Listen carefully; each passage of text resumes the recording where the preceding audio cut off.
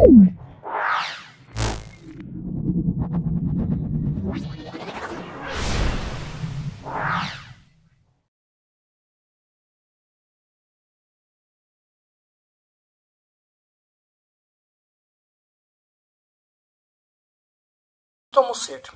আমি তোমাদের সেটগুলো সলভ করছি, যেগুলো অনেকবার হয়েছে সেই প্রশ্নগুলো আমি স্কিপ করে যাচ্ছি বা বাদ দিয়ে যাচ্ছি। যদি তোমাদের সেগুলো নিয়ে সমস্যা থাকে তাহলে তোমরা ভিডিও উল্লেখ করে অবশ্যই কমেন্ট করবে যে এই ভিডিওতে এই জিনিসটা আমি বুঝতে পারছি না। আমি তোমাদেরকে অবশ্যই ওই ভিডিওর সঙ্গে শর্টস ভিডিও আপলোড করে দেবো, বুঝতে পারলে? তাহলে আমি তোমাদের এই কথাটা বলছি, ভালো শুনবে। কিছু কিছু কোশ্চেন যেগুলো আগে অনেকবার হয়েছে আমি বাদ দিয়ে যাচ্ছি, কারণ অনেকবার হয়েছে বলে আর নতুন করে করাচ্ছি না, সময়টা বাঁচানোর জন্য। যদি তাতেও তোমাদের কোনো সমস্যা থাকে তোমরা অবশ্যই সেই ভিডিওটা উল্লেখ করবে, উল্লেখ করে কোশ্চেনটা উল্লেখ করবে যে এই কোশ্চেনের উত্তর আমরা বুঝতে পারছি না বা উত্তরটা হচ্ছে না। তাহলে আমি অবশ্যই শর্টস আকারে সেই ভিডিওতে আমি অ্যাটাচ করে দেবো। কোনটি তাপন মূল্য সবচেয়ে বেশি? এখানে যে অপশান আছে এটা আমরা বলবো এলপিজি। এলপিজি তাপন মূল্য সবচেয়ে বেশি। তারপর দেখো পিভি সমান এনআরটি সমীকরণে যে রাশিটা স্থির আমরা বলবো 8টা স্থির। আর মানে সার্বজনীন গ্যাস ধ্রুবক, এটা স্থির আছে। তারপর দেখো এসটিপিতে গ্যাসের প্রমাণ ঘনত্ব এবং বাষ্প ঘনত্বের মধ্যে সম্পর্ক কি? এসটিপিতে প্রমাণ ঘনত্ব বাষ্প ঘনত্বের সম্পর্ক হলো, এসটিপিতে প্রমাণ ঘনত্ব বাষ্প ঘনত্বের অপশান ডি বলবো 0.089 গুণ। তাহলে আমরা কত বলবো? 0.089 গুণ। 1.4 চলে এসো, সেন্টিগ্রেড ইনভার্স এককে কোনো কঠিন পদার্থের দৈর্ঘ্য প্রসারণ গুণাঙ্ক আলফা, তাহলে ফারেনহাইট স্কেলে মান কত হবে? 5/9 আলফা। আমরা অপশন বি বলব। মুখ্য প্রকাশের মধ্য দিয়ে আলোকরশ্মি আপাতিত হলে প্রতিফলিত রশ্মিটি হবে, এটা সমান্তরাল হবে, সমান্তরাল। তারপর 1.6 একটি লাল ফুলকে নীল কাঁচের মধ্য দিয়ে দেখলে কেমন দেখবে? অবশ্যই লাল ফুলকে নীল কাঁচের মধ্যে দেখলে আমরা কালো দেখব। মনে রাখবেন, লাল ফুলকে লাল কাঁচের মধ্য দিয়ে শুধুমাত্র লাল দেখা যায়, বাকি সমস্ত কিছুতে আমরা বিভিন্ন রং যে আছে তার ক্ষেত্রে সব কালো দেখব। 1.7 চলে এসো, উষ্ণতা এবং ব্যাসার্ধ অপরিবর্তিত রেখে তারের যদি দৈর্ঘ্য 3 গুণ করা হয় তাহলে রোধের মান কত গুণ হবে? এটা আমরা রোধের মান আমরা কি বলবো? 3 গুণ হবে। তাহলে তারের দৈর্ঘ্য 3 গুণ করলে রোধের মান অবশ্যই 3 গুণ হবে, কারণ উষ্ণতা এবং ব্যাসার্ধ অপরিবর্তিত, উষ্ণতা ব্যাসার্ধ অপরিবর্তিত হওয়ার জন্য ক্ষেত্রফল অপরিবর্তিত, তাহলে আমরা এনে আর প্রপোর্শনাল। তাহলে সেজন্য একটু দেখে নাও কিভাবে হচ্ছে। এটা আমরা বলবো 1.7, দেখে নাও 1.7টা দেখে নাও। 1.7 এখানে আমরা জানি আর সমান রো এল বাই এ, এটা আমরা জানি। এখানে বলা আছে রো এবং এ এইগুলো কিন্তু ধ্রুবক বা এগুলোর কোনো চেঞ্জ হচ্ছে না, কারণ রোটা একটা নির্দিষ্ট উপাদান আর এটা মানে তারের প্রস্থচ্ছেদ, প্রস্থ মানে ব্যাসার্ধ ধ্রুবক, ব্যাসার্ধটা একই, তাহলে ক্ষেত্রফল একই হবে। তাহলে এখানে তাই যদি হয় তাহলে আর প্রপোর্শন এল, তাহলে আমরা যদি এলটাই 3 গুণ করি তাহলে আরটা, তাহলে কি হবে? এলটা 3 গুণ করলে আরটাও 3 গুণ হবে, দেখতে পাচ্ছি। তাহলে অ্যান্সার হলো 3 গুণ হয়ে গেল। এরপর চলে এসো নিচের, দেখে নাও নিচের কোন রেটিংযুক্ত বাল্বটির রোধ সবচেয়ে বেশি? নিচের কোন রেটিংযুক্ত বাল্বটির রোধ সবচেয়ে বেশি? বলবো অপশান এ বলবো। আমরা বলবো পি সমান ভি স্কোয়ার বাই আর। এবারে পি সমান ভি স্কোয়ার বাই আর, তাহলে এখানে দেখে নাও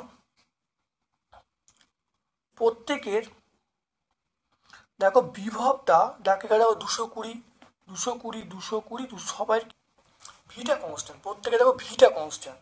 তাহলে ভি যদি কনস্ট্যান্ট হয় তাহলে আমরা আর দেখো ভি স্কোয়ার বাই পি করবো। তাহলে আর প্রপোর্শনাল 1/p করব, কারণ ভি এর মানটা কনস্ট্যান্ট, তাহলে আর প্রপোর্শনাল 1/p। এবার দেখো যার পাওয়ার বেশি তার কিন্তু রোধ কম হবে। এখানটা সিদ্ধান্ত কি, যার পাওয়ারটা বেশি তার রোধটা কম, যার পাওয়ারটা কম তার রোধটা বেশি। এখান থেকে আমরা এই সিদ্ধান্ত করতে পারি। এবার চলে এসো, এখানে পাওয়ার এখানে 25 আছে, পাওয়ার 60 আছে, 100 আছে, 40 আছে, তাহলে পাওয়ার কম কার, এখানে পাওয়ার কম 25, তাহলে অ্যান্সার হবে 25। তাহলে অপশান এ, তাহলে আমরা বলবো অপশান এ বলবো। তাহলে অ্যান্সারটা হবে অপশান এ। তো কোন নিউক্লিয় দেখে নাও, কোন নিউক্লিয় বিক্রিয়া সৌরশক্তির উৎস, আমরা বলবো নিউক্লিয় সংযোজন। আমরা বলবো নিউক্লিয় সংযোজন। তারপর দেখো ক্রমবর্ধমান পারমাণবিক ব্যাসার্ধ অনুসারে সাজালে, ক্রমবর্ধমান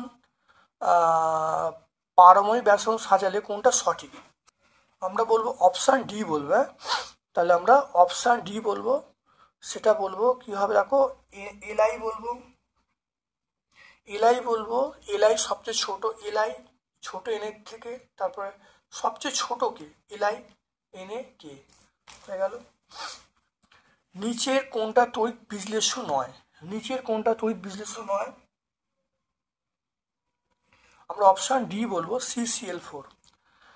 তারপর দেখো ক্যালসিয়াম অক্সাইড গঠনের সময় ক্যালসিয়াম পরমাণু কটা ইলেকট্রন ত্যাগ করে, আমরা বলবো 2টো ইলেকট্রন ত্যাগ করে, 2টো। তারপর দেখো সোডিয়াম দেখে নাও, তারপরে নাইট্রোফুসাইড টেস্টে সাড়া দেয়, নাইট্রোফুসাইড টেস্টে সাড়া দেয়, সেটা আমরা বলবো H2S বলবো। H2S কে আমরা বলবো নাইট্রোফুসাইড টেস্টে সাড়া দেয়। থার্মিট পদ্ধতিতে নিষ্কাশিত করা যায় যেটা ধাতু, সেটা আমরা বলবো, সেটা আমরা ক্রোমিয়াম বলবো, আমরা বলবো ক্রোমিয়াম। তারপর দেখো কৃত্রিম পলিমার নয়, কৃত্রিম পলিমার নয়, সেটা বলবো কৃত্রিম পলিমার, কোনটি কৃত্রিম পলিমার নয়, সেলুলোজ কৃত্রিম পলিমার নয়। তাহলে বাকিগুলো সব কৃত্রিম পলিমার, দেখো পিভিসি কৃত্রিম, টেবলর কৃত্রিম, পলিথিন কৃত্রিম, কিন্তু সেলুলোজ কৃত্রিম পলিমার নয়। দেখো চলে এসো এলপিজির মূল উপাদান, তো বিউটেন। তাহলে 2.1 আমরা বলবো বিউটেন।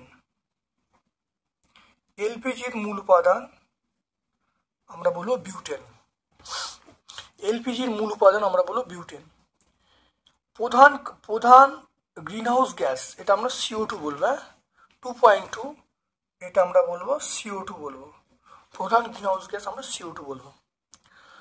উষ্ণতার সাথে দ্রুত উষ্ণতা বাড়তে শুরু করে বায়ুমণ্ডলে কোন স্তর,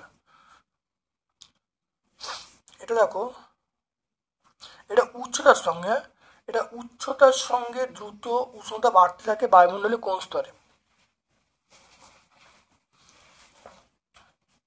থার্মোস্ফিয়ার। আমরা কিন্তু বলবো থার্মোস্ফিয়ার।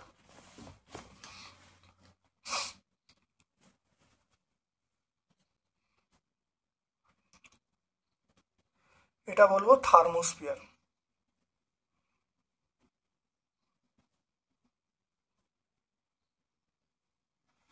থার্মোস্ফিয়ার।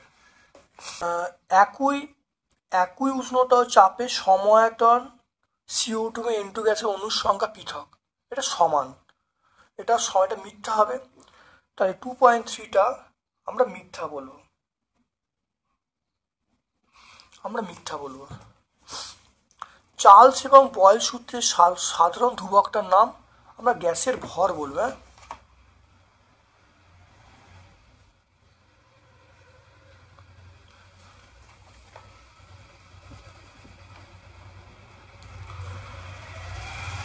সেটা আমরা বলবো চার্লস এবং বয়েল সূত্রের সাধারণ ধ্রুবকটার নাম আমরা বলবো গ্যাসের ভর। তরলের আপাত প্রকৃত প্রসারণ গুণাঙ্কের মধ্যে কোনটা নিজস্ব ধর্ম প্রকাশ করে, সেটা আমরা প্রকৃত প্রসারণ গুণাঙ্ক বলবো। একই ধাতুর একই আকারের একটি ফাঁপা একটা নিরীক্ষক নেওয়া হলো, উত্তপ্ত করা হলো। একই ধাতুর একই আকারের একটি ফাঁপা একটা নিরীক্ষক নেওয়া হলো, সমান উষ্ণতা দেওয়া হলো, কার প্রসারণ বেশি হবে, প্রসারণ একই হবে। মনে রাখ প্রসারণ একই হবে। তারপর দেখো 2.6 ABC মাধ্যমিক প্রতিসরাঙ্ক বলা আছে, আমাকে বলেছে এটা কি হবে, দেখে নাও। এটা হবে, আমরা বলবো A mu B into B mu C into আমরা বলবো সি মিউ এ সমান 1। তাহলে এটা অ্যান্সার হবে। তাহলে এটা মানে এ মিউ বি সমান B mu C into C mu A সমান 1 হবে। তাহলে এখান থেকে দেখো আমি আসছি A mu B B mu C equal to আমরা বলবো 1/সি মিউ এ। তাহলে এখানে আমরা বলবো এটা সাজিয়ে একটু রিভার্স, মানে আমরা এ মিউ সি করবো। তাহলে 1/সি মিউ এ মানে আমরা কি বলবো, এ মিউ সি। চলে এসো 2.7-এ চলে এসো। কোন ধরনের লেন্স দ্বারা হর্ষ দৃষ্টি প্রতিক্রিয়া করা হয়, আমরা বলবো অবতল। 2.7-এ আমরা বলবো অবতল, আমরা বলবো অবতল লেন্স, অবতল লেন্স বলবো। বৈদ্যুতিক, দেখে নাও, বৈদ্যুতিক যন্ত্রের গায়ে স্টার চিহ্ন কি নির্দেশ করে? যন্ত্রটার দক্ষতা। স্টার চিহ্ন কি নির্দেশ করে? আমরা বলবো যন্ত্রটার দক্ষতা। স্টার চিহ্ন নির্দেশ করে যন্ত্রটার দক্ষতা।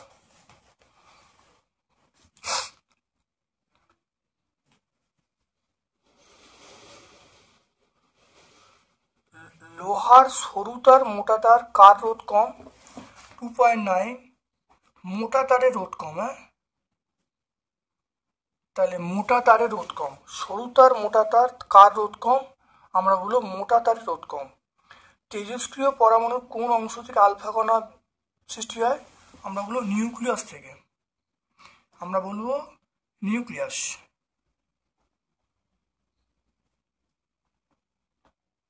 নিউক্লিয়াস থেকে।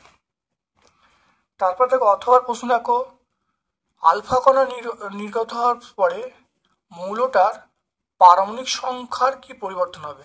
পারমাণবিক সংখ্যা ছিল কত? ছিল 92। তাহলে 2 কমবে, তাহলে অ্যান্সার হবে 90। তাহলে অ্যান্সার হবে 90। হ্যাঁ, ভর সংখ্যা 4 কমবে, পারমাণবিক সংখ্যা 2 কমবে। তাহলে দেখো 92, তার থেকে 2 কমলে কত? 90 হবে।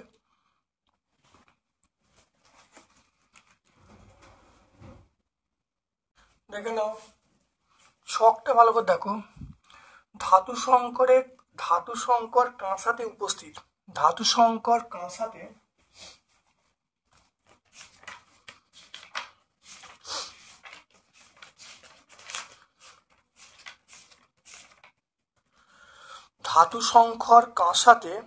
দেখো সিউ আছে, এসএন আছে, সিউ এসএন। তাহলে কাঁসাতে এসএন মানে টিন, তাহলে আমরা বলবো টিন বলবো, কাঁসাতে টিন। তারপর দেখো বিজারক পদার্থ H2S। স্টেনলেস স্টিলে যেটা থাকে সেটা হলো ক্রোমিয়াম। আর সবচেয়ে তড়িৎ ঋণাত্মক মৌল আমরা বলবো ফ্লুরিন। তাহলে ধাতু সংকরে উপস্থিত আমরা টিন বলবো, বিজারক পদার্থ H2S বলবো, স্টেনলেস স্টিলের উপাদান আমরা বলবো ক্রোমিয়াম বলবো, আর সবচেয়ে তড়িৎ ঋণাত্মক মৌল আমরা ফ্লুরিন বলবো। F2 ডট অঙ্কন করতে বলছে, দেখে নাও।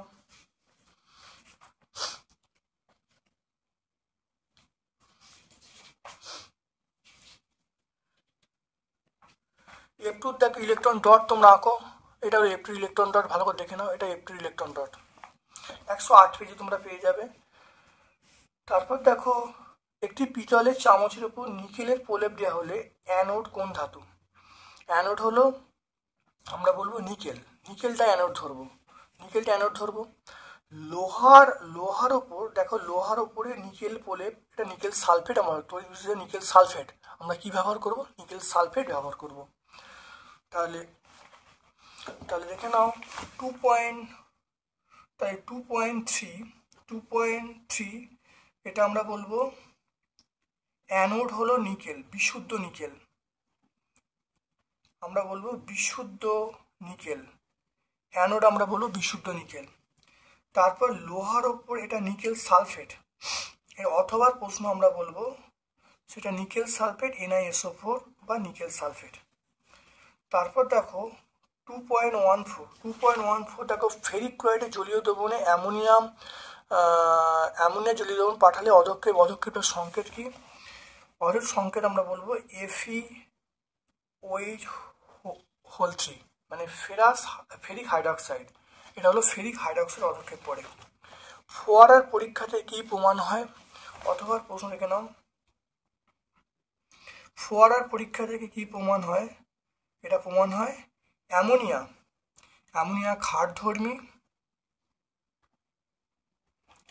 ক্ষারধর্মী ও জলে দাব্য মানে জলে অত্যন্ত দাব্য বা অতিশয় দাব্য। তারপর দেখো 2.15 BaCl2 দ্বারা কোন অ্যাসিড শনাক্ত করা যায়? BaCl2 দ্বারা আমরা বলবো H2SO4। BaCl2 দ্বারা এখানে লিখে দিয়ে যাবো H2SO4। তারপর জলে তড়িৎ বিস্ফোরণে ক্যাথোডে যদি 11.2 গ্রাম হয় তাহলে অ্যানোডে কত হবে? অ্যানোডে হবে 2.16 থেকে নাও। এটা আমরা বলবো 11.2/2 করলে কত হবে? 5.6 লিটার। তাহলে আমরা অ্যান্সার বলবো 5.6 লিটার। তারপর দেখো সম্পৃক্ত এবং অসম্পৃক্ত হাইড্রোকার্বনের মধ্যে কোনটা জুট বিক্রিয়া দেয়? অসম্পৃক্ত হাইড্রোকার্বন জুট বিক্রিয়া দেয়। তারপর দেখো CH3 CH2 CH2OH এর ইউপ্যাক নাম। এটা দেখো আমরা বলবো, দেখে নাও, প্রোপান 1 অল। দেখে নাও প্রোপান 1 অল, খুব ভালো দেখে নাও। তাহলে অ্যান্সার কি হবে? প্রোপান 1 অল। দেখে নাও CH3 CH2 CH2OH, অ্যান্সার হবে দেখো প্রোপান 1 অল। এটা 142 পেজ আমরা পেয়ে যাবো, পেজ নাম্বার 142-এ এটা আমরা পেয়ে যাবো 142-এ। পিভিসির মনোমারের নাম কি? দেখো পিভিসির মনোমারের নাম আমরা বলবো ভিনাইল ক্লোরাইড। কি নাম বলো? Vinyl chloride. এটা 146-এ আমরা পেয়ে যাবো।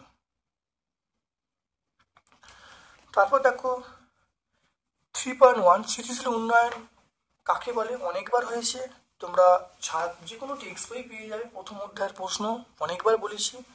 তারপর দেখো 10 atm চাপে একটি বোতলে 9 লিটার গ্যাস ভর্তি আছে। একই উষ্ণতায় 2 atm চাপে ওই গ্যাসের বোতলে কতগুলি বোতল ভর্তি করবে?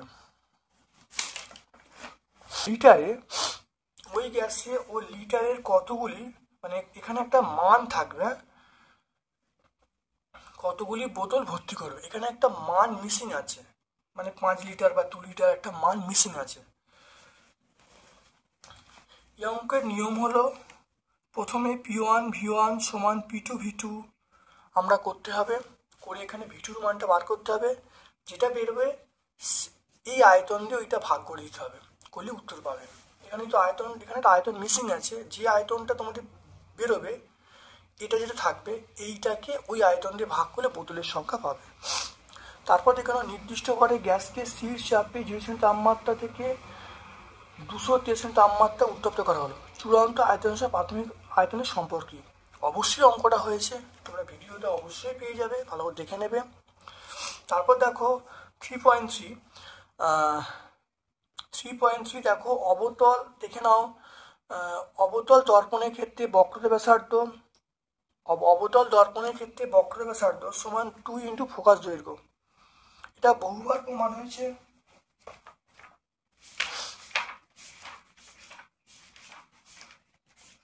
এটা বহুবার প্রমাণে তোমরা পেজ নাম্বার 39-এ পেয়ে যাবে। এটা তোমরা পেয়ে যাবে পেজ নাম্বার 39।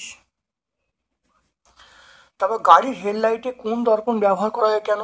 এটা আগের পেজই আমরা হলো উত্তল দর্পণ ব্যবহার করে আগের পেজই আমরা করেছি, ভালো দেখে নেবে। তারপর দেখো 3.4 ফ্যারাডের সূত্রগুলো লিখতে বলছে, ভালো করে দেখে নাও। ফ্যারাডের সূত্রগুলো খুব ভালো দেখে নাও, পেজ নাম্বার 81। দেখো তড়িৎযোজী এবং সমযোজী যৌগগুলো পার্থক্য করতে বলছে। এলআইএইচ আমরা বলবো তড়িৎযোজী, আমরা বলবো তড়িৎযোজী, MgCl2 তড়িৎযোজী, বাকিগুলো সমযোজী। তাহলে এলআইএইচ এবং MgCl2 তড়িৎযোজী, আর বাকি CO2 এবং CH4 সমযোজী। তারপর দেখো আয়নীয় যৌগের নাম লেখো যেখানে আয়নগুলির অষ্টক পূর্তি ঘটে না। অষ্টক পূর্তি ঘটে না এটা আমরা বলবো একটা হলো এলআইএইচ বলবো, আর একটা হলো আমরা O2 বলবো, অক্সিজেন বলবো। এলআইএইচ এবং অক্সিজেন অষ্টকপূর্ত হয় না। তারপর দেখো Na প্লাসের মধ্যে কোনটা সুস্থিত এবং কেন? অবশ্যই Na প্লাস বেশি সুস্থিত, এটা হয়েছে, তবু আরেকবার দেখে নাও।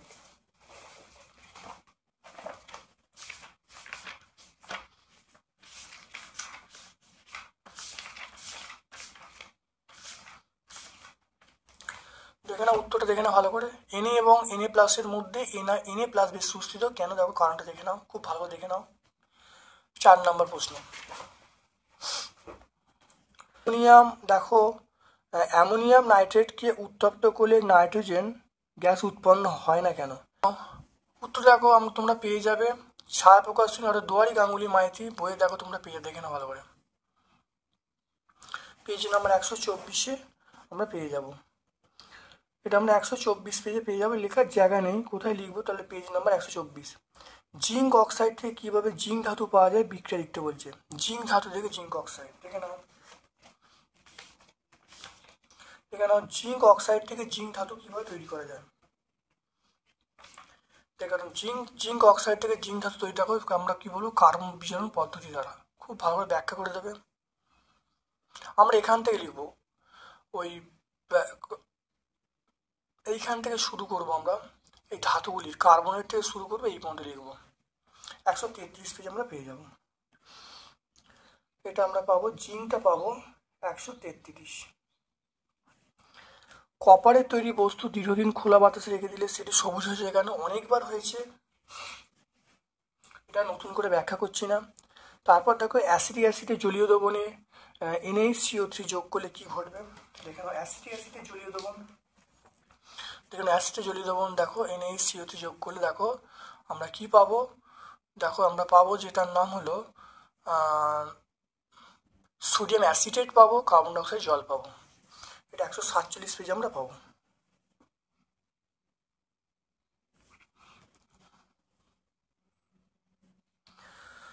তারপর দেখো কার্বনবিহীন একটা জৈব মূলকের নাম এবং ওই যৌগ সমযৌগের নাম। কার্বনবিহীন, দেখে নাও আমরা কি বলবো? তাহলে মূলক আমরা বলবো অ্যামিনো বলবো, মূলকটা আমরা কি বলবো? অ্যামিনো বলবো, এটা অ্যামিনো মূলক। কিন্তু মনে রাখবে যখন যৌগ তৈরি হবে যৌগের মধ্যে কার্বন থাকবে। তারপর এর মধ্যে দেখো কোনো কার্বন নেই, শুধু অক্সিজেন আছে, এখানে NH2 আছে। কিন্তু যখন মূলক তৈরি তখন তার মধ্যে কার্বন আছে। তাহলে এই দুটো উদাহরণ আমরা এটা বলে দেবো, তার সঙ্গে এই উদাহরণটা বলে দেবো, মিথাইল অ্যামিন। পেজ নাম্বার 139 আমরা পেয়ে যাব।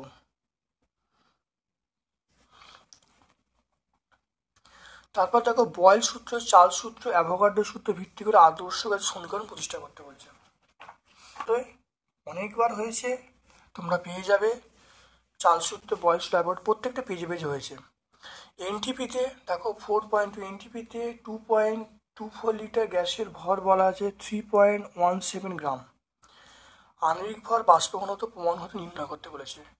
এই অঙ্ক হয়েছে, তোমরা করবে। যদি অসুবিধা হয় আমাকে বলবে, ভিডিওটা উল্লেখ করবে, এই ভিডিওতে তোমরা কমেন্ট করবে, আমি তোমাদের অবশ্যই শর্টস ভিডিও আপলোড করে দেবো এর সঙ্গে অ্যাটাচ করে। তারপরের অঙ্কটা দেখো পুরো করানো অঙ্ক, দুটো অঙ্কই কিন্তু আমার কিন্তু সলভ করা অঙ্ক। তোমরা যদি করো অবশ্যই পেরে যাবে, ভিডিওগুলো দেখলে এই অঙ্ক উত্তর তোমরা পেরে যাবে, পরপর দুটো অঙ্ক যে আছে। তারপর দেখে নাও, এটা হলো 4.3, দেখো তামার তাপ পরিভেদাঙ্ক বলা হচ্ছে 0.92 CGS ইউনিট বলতে কি বোঝো? কোনো তামার পাতের 1 সেন্টিমিটার বেদ 1 সেমি স্কোয়ার প্রস্থচ্ছেদের ক্ষেত্রফলযুক্ত পাতের বিপরীত পৃষ্ঠের তাপমাত্রা 1 ডিগ্রি সেন্টিগ্রেড হলে শীতাবস্থায় পাতের অপর প্রান্তে লম্বভাবে 1 সেকেন্ডে যে পরিমাণ তাপ পরিবাহিত হয় তার মান হলো 0.92 ক্যালোরি। তো এই সংজ্ঞা থেকে আমরা কিন্তু যে কোনো জিনিসে সব কিছু বলে দিতে পারবো। ভালো দেখে নাও, সংজ্ঞা থেকেই দেখো সব চলে আসছে। দেখে নাও সংজ্ঞাটাই আমরা একক বেদের এককে কথা লিখবো 1 সেন্টিমিটার, এখানে একক লিখবো 1 মিটার স্কোয়ার, এখানে 1 সেন্টিমিটার, এখানে 1 সেমি স্কোয়ার। আর এখানে দেখো একক তাপমাত্রা লিখবো 1 ডিগ্রি সেন্টিগ্রেড লিখবো। আর এখানে দেখো একক সময় থেকে 1 সেকেন্ড লিখবো। আর যে পরিমাণ তাপ পরিবাহিত হয় তার মানটা বলবো যেটা কোশ্চেনে দেওয়া থাকবে, 0.92 ক্যালোরি হয়ে যাবে। তারপর চলে এসো তাপ পরিবাহিতাঙ্কের মাত্রীয় সংকেত। দেখে নাও তাপ পরিবাহিতাঙ্কের মাত্রীয় সংকেত, খুব ভালো দেখে নাও। তাপ পরিবাহিতাঙ্কের মাত্রীয় সংকেত দেখে নাও, এইটা হবে, দেখে নাও ভালো করে, ml T⁻³ T⁻⁻1। তারপরে দেখে নাও কোনো কঠিন পদার্থের ঐকিক প্রসারণ গুণাঙ্ক কোন কোন বিষয়ের উপর নির্ভর করে। দেখে নাও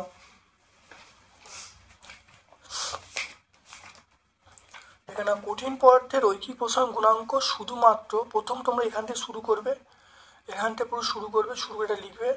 দেখো ঐকিক প্রসারণ গুণাঙ্ক শুধুমাত্র নির্ভর করে তাপমাত্রার এককের উপরে, তাহলে শুধুমাত্র আমরা বলবো তাপমাত্রার এককের উপর নির্ভর করবে। পেজ নাম্বার 29 পেয়ে যাব।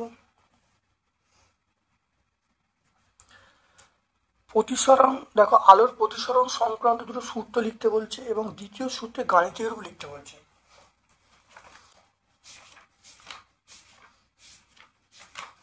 দেখে নাও প্রতিসরণের দুটো সূত্র দেখে নাও, এটা হলো প্রথম সূত্র আর এইটা হলো তোমাদের দ্বিতীয় সূত্র, ভালো দেখে নাও। তাহলে দুটো সূত্র যে আছে, দুটো সূত্র আমরা লিখবো, এর গাণিতিক রূপ এটা লিখে দেবো। পেজ নাম্বার 43 পেয়ে যাবো।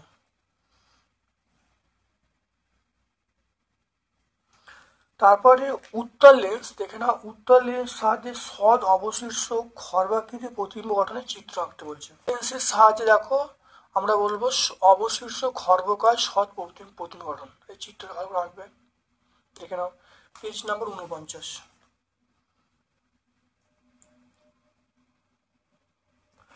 এটা তোমরা আঁকবে, একে তোমরা সংক্ষেপে ব্যাখ্যা করে দেবে,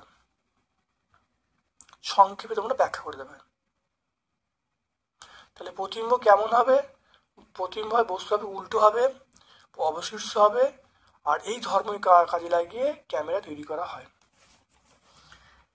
তারপর চলে এসো চ্যুতিকোণের রাশিমালা বার করতে, ডেল্টা সমান I1 + I2 - m।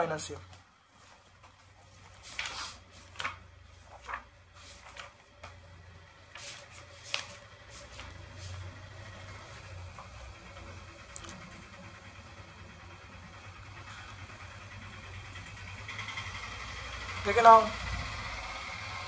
চ্যুতিকোণের রাশিমালা ভালো দেখে নাও, এটা হলো চ্যুতিকোণের রাশিমালা, এটা প্রত্যেকটা পেজে পেজে আছে, খুব ভালো করে প্র্যাকটিস করবে, এবছর 2025 মাধ্যমিক পরীক্ষা কিন্তু পড়বে।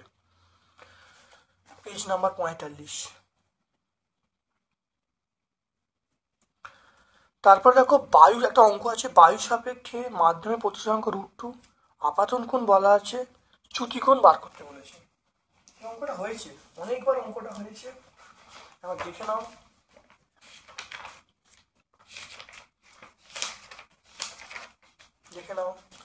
আমরা যদি মিউ সমান sin A/sin R, তাহলে এখানে আমরা বলবো I এর মান 45 ডিগ্রি, আর এর মান চাইছি, আর এর মান দেখো বার করে ফেললুম, আর এর মান 30 ডিগ্রি, আর চ্যুতিকোণ মানে I - R, I এর মান দেখো 45, আর এর মান 30 পেয়েছে, 45 - 30 মানে 15 ডিগ্রি, তাহলে চ্যুতিকোণের মান পেয়ে গেলাম 15 ডিগ্রি।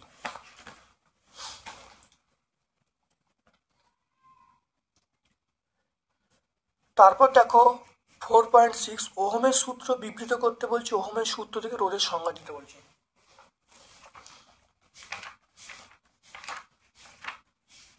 দেখে নাও ওহমের সূত্র, এটা ওহমের সূত্র রোধের সংজ্ঞা দেখে নাও, R = V/I, বিভব প্রভেদ এবং প্রবাহ মাত্রার অনুপাতকে আমরা রোধ বলবো।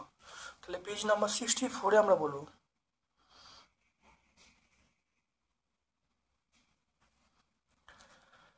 তারপর দেখে নাও 4.7 440 ভোল্ট ওহম বাতিকে 220 ভোল্ট মেন লাইনের সঙ্গে যুক্ত করে 10 ঘন্টার জন্য যুক্ত করা হলো, ব্যয়িত তড়িৎ শক্তি বিওটি এককে বার করতে বলছে। এখানে কি বলা আছে, 440 ওহম, দেখে নাও 440 ওহম রোধের বাতিকে 220 ভোল্ট মেন লাইনের সঙ্গে যোগ করা হলো, তাহলে 10 ঘন্টায় যে শক্তি উৎপন্ন হচ্ছে সেটা বার করতে বলছে বিওটি এককে। আর এর মান দেওয়া আছে 440 ওহম, ভি এর মান দেওয়া আছে 220 ভোল্ট, আর এখানে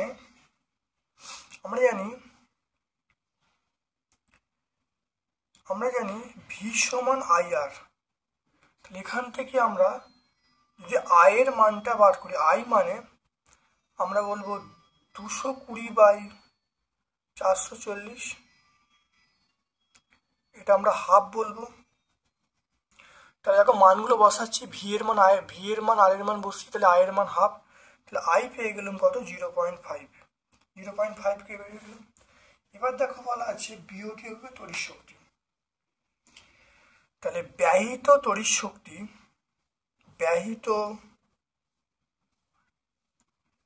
তড়িৎ শক্তি আমরা কি বলবো, দেখো আমরা বলবো এটা হলো ভি বলা আছে কত, ভি বলা আছে 220। তাহলে 220 তার সঙ্গে আই গুণ করলে 0.5 যদি গুণ করি আমরা কি পাবো, পাওয়ার পাবো বা ক্ষমতা পাবো। তার সঙ্গে যদি সময় গুণ করি তাহলে ওয়াট আওয়ার পাবো।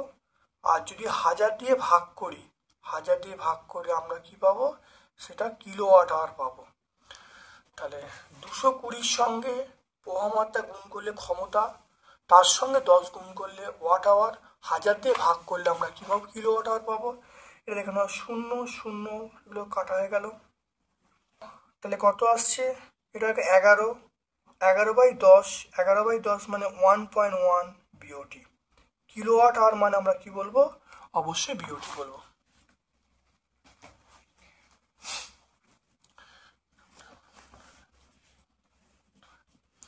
তারপর দেখো তড়িৎ দেখে নাও, তড়িৎ প্রবাহে তাপীয় ফল সংক্রান্ত জুলের সূত্রগুলো বলতে বলছে।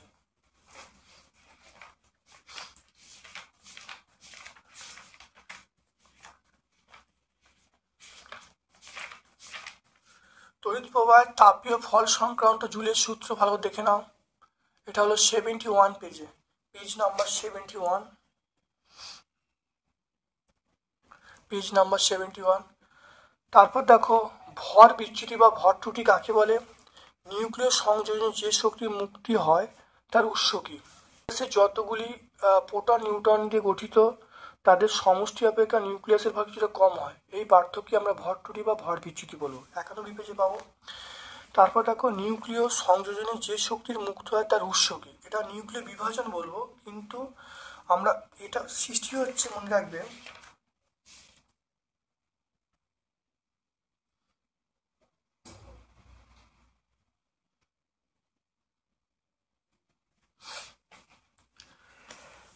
তার উৎস, তাহলে মনে রাখবেন। তাহলে এটা আমরা বলবো পেজ নাম্বার 91 বলবো, এটা 91 পেজে আমরা পেয়ে যাব।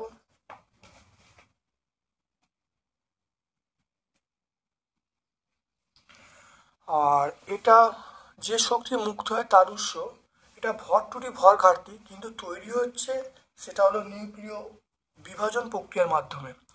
তাহলে মনে রাখবে এই যে শক্তি উৎপন্ন হচ্ছে, উৎপন্নটা হচ্ছে আমরা বলবো কি বলতো, উৎপন্ন হচ্ছে সেটা হলো ভর ঘাটতির জন্য, কিন্তু তোমাকে সাহায্য করছে নিউক্লিয় বিভাজন। তাহলে আমরা লিখবো নিউক্লিয় বিভাজন কথাটা লিখবো, নিউক্লিয় বিভাজন আগে হচ্ছে, কারণ নিউক্লিয় বিভাজনে ভর ঘাটতি হচ্ছে, তাহলে নিউক্লিয় বিভাজন লিখলে সব উত্তরটা হয়ে যাবে।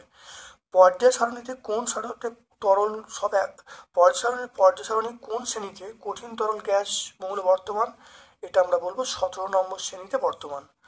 আধুনিক পর্যায় সূত্র বিবৃত করতে বলছে। রাসায়নিক ধর্ম তাদের পরমাণু ক্রমাঙ্ক বৃদ্ধির সঙ্গে পর্যায়ক্রমে পুনরাবৃত্তি হয়, এটা 98 পেজে পেয়ে যাবো। এটা আমরা পাবো পেজ নাম্বার 98। তারপর দেখো chlorine 17, sodium 11, magnesium 12, calcium 20, S16, sulphur 16, fluorine 9। এদের মধ্যে কোন ধাতব মূলকটি মেন্ডেলিভের দ্বিতীয় শ্রেণীতে বর্তমান, দ্বিতীয় শ্রেণীতে দেখে নাও, মেন্ডেলিভের দ্বিতীয় শ্রেণীতে বর্তমান। দেখো দ্বিতীয় শ্রেণীতে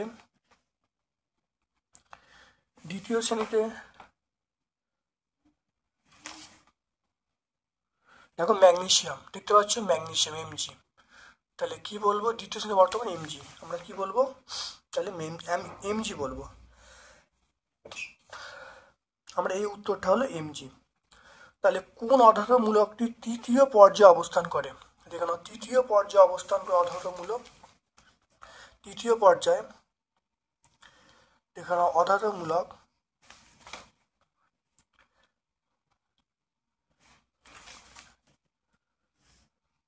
এটা আমরা কি বলবো, ক্লোরিন বলবো। হ্যাঁ ক্লোরিন, অধাতুমূলক আমরা বলবো ক্লোরিন, তো এটা আমরা সিএল বলবো।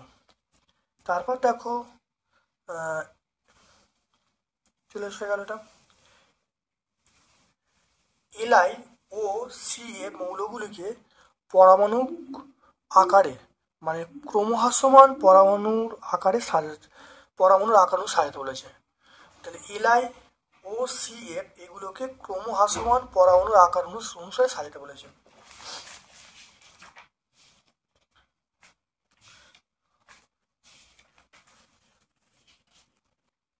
দেখে নাও, দেখে নাও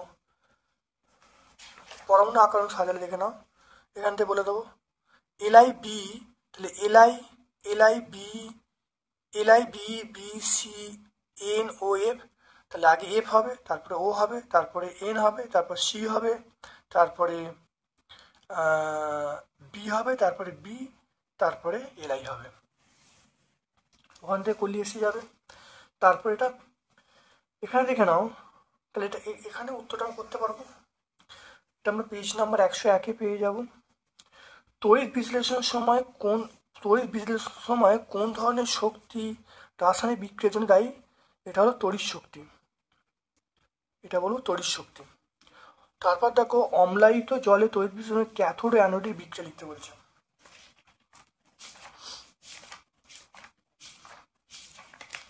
অম্লায়িত জলে তড়িৎ বিশ্লেষণ ক্যাথোড এবং অ্যানোডের বিক্রিয়া লিখতে দেখে নাও, ক্যাথোড এবং অ্যানোডের বিক্রিয়া। এটা আমরা পেজ নাম্বার 114-এ পাবো। তারপর দেখো অ্যামোনিয়াকে দেখে নাও, অ্যামোনিয়াকে বায়ুর অক্সিজেন দ্বারা জারণ ঘটিয়ে কিভাবে নাইট্রিক অক্সাইড উৎপন্ন করা যায় এবং অনুঘটকের শর্ত সহ লিখতে বলছে। দেখে নাও এই যে অ্যামোনিয়ার যে অনুঘটকীয় জারণ, এটা পুরোটা লিখে দেবো, অ্যামোনিয়ার অনুঘটকীয় জারণ। এই অ্যামোনিয়া শুরু করবো, এই পর্যন্ত লিখবো, উত্তর হয়ে যাবে। তাহলে 120 পেজে আমরা পেয়ে যাব এই উত্তরটা। আমরা কি পাবো, পেজ নাম্বার 120-তে আমরা পেয়ে যাব। তারপর দেখে নাও ক্যাটিনেশন, দেখে নাও তারপর দেখো ক্যাটিনেশন কাকে বলে। ক্যাটিনেশন, ক্যাটিনেশন কাকে বলে দেখে নাও, যে ধর্মের জন্য কার্বন পরমাণুগুলি সমযোজী বন্ধন, এক বন্ধন, দ্বিবন্ধন, ত্রিবন্ধন দ্বারা আবদ্ধ হয়ে সুস্থির কার্বন শৃঙ্খল গঠন করে তাকে কার্বনের ক্যাটিনেশন ধর্ম বলে। Page number 138। তারপর দেখো সরলতম অ্যালকাইনের নাম আমরা ইথিলিন বলবো। তাহলে এই উত্তর হলো ইথিলিন, সরলতম অ্যালকাইন। তাহলে আমরা কি বলবো, ethylene, CH triple bond CH। সরলতম অ্যালকাইন আমরা ইথিলিন বলবো, CH ট্রিপল বন্ড CH। জৈব ভঙ্গুর পলিমার কাকে বলে এবং উদাহরণ দিতে, জৈব ভঙ্গুর পলিমার কাকে বলে উদাহরণ দিতে বলেছে। দেখে নাও জৈব ভঙ্গুর পলিমার অর্থাৎ যে সকল পলিমার প্রকৃতিতে উপস্থিত বিভিন্ন অণুজীব ছত্রাক দ্বারা বিশ্লিষ্ট হয়ে সরল অণুতে পরিণত হয় তাদেরকে বলবো জৈব ভঙ্গুর পলিমার। যেমন কার্বোহাইড্রেট বলবো, সেলুলোজ বলবো, স্টার্চ বলবো, সব উদাহরণগুলো হবে। তারপর চলে এসো টেফলনের একটি ব্যবহার, তো এটা আমরা পেয়ে যাব 146 পেজে পেয়ে যাব। আর টেফলন দেখো, টেফলনের ব্যবহার দেখো ননস্টিক বাসনপত্র, তারপর দেখো বৈদ্যুতিক সরঞ্জামে অন্তরিক্সম ব্যবহার করি। তাহলে সমগ্র উত্তরটা আমরা 146 পেজে পেয়ে যাব, পেজ নাম্বার 146 সবটা পেয়ে যাব, এটা আমরা পেয়ে যাব 146-এ পেয়ে যাব। তাহলে আমরা এই সেটটা অর্থাৎ 25তম সেটটা সলভ করলাম। ভিডিওটা কেমন লাগলো কমেন্টস করবে, যদি ভালো লাগে লাইক করবে, যারা চ্যানেলকে সাবস্ক্রাইব করে দেবে। আমি তোমাদের আবার বলছি, তোমরা ভিডিওটা খুব ভালো করে আমার কথাগুলো শোনো, তোমরা উত্তরগুলো পেয়ে যাবে। আমি এখান থেকে কয়েকটা অঙ্ক আমি যেহেতু আগে তোমাদের করানো হয়েছে, আগের ভিডিও করানো হয়েছে, আমি সেই অঙ্কগুলো কিন্তু স্কিপ করে গেছি, বাদ দিয়ে গেছি। তা সত্ত্বেও যদি তোমাদের সমস্যা হয় তোমরা অবশ্যই এই ভিডিও উল্লেখ করে বা এই ভিডিও তোমরা কমেন্ট করবে বা এই ভিডিও লিখবে যে এই অঙ্কটা আমরা পাচ্ছি না, অঙ্কটা করে দিতে হবে। আমি তাহলে শর্টস ভিডিও আকারে অঙ্কটা করে তোমাদেরকে ছেড়ে দেবো। আর যদি তোমাদের হয়ে যায় কোনো কথাই নেই। তাহলে আজকে আমরা ভিডিও শেষ করলাম। আমার সকল ধন্যবাদ এবং শুভকামনা জানাচ্ছি।